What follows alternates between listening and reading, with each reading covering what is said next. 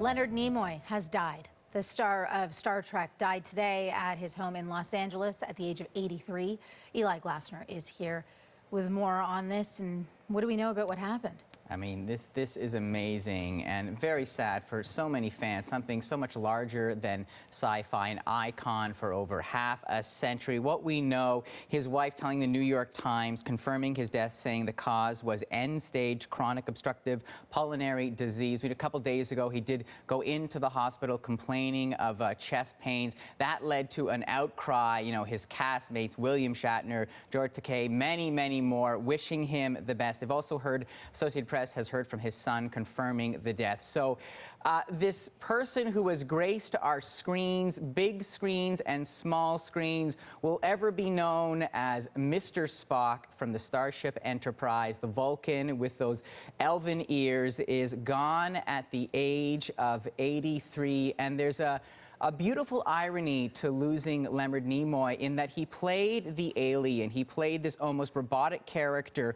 where he was, you know, fighting his Vulcan side. He was supposed to be cool and logical, and yet at the same time, you know, in some of the best Star Trek episodes, he was the soul of that show. He was, in some ways, I think, the most human member of that cast. You know, look at the classic footage from the 1960s series. Ran for only 3 series, but the impact of this. I just saw a tweet from Commander Chris Hadfield, the astronaut, talking about how much Spock and Leonard Nimoy had inspired him. And that's what these pioneers, these writers and showrunners and actors could do when they were just dreaming of space travel and saying, this is the way we should live. This is the way we should cooperate.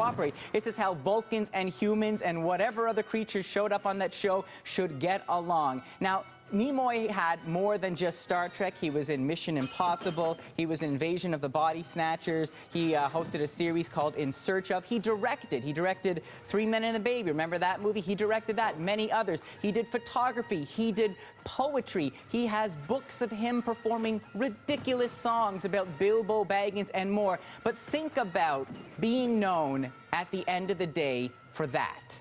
Spock. He was Spock, and I think it says something that he wrote 2 autobiographies. One was called I Am Spock. The other was called I Am Not Spock. So, you know, he had, I think, an interesting relationship with that, but he always was good-humored about it. He returned in the new Star Trek reboot. He was still with us, and if finally I can explain, you see that picture over there we have?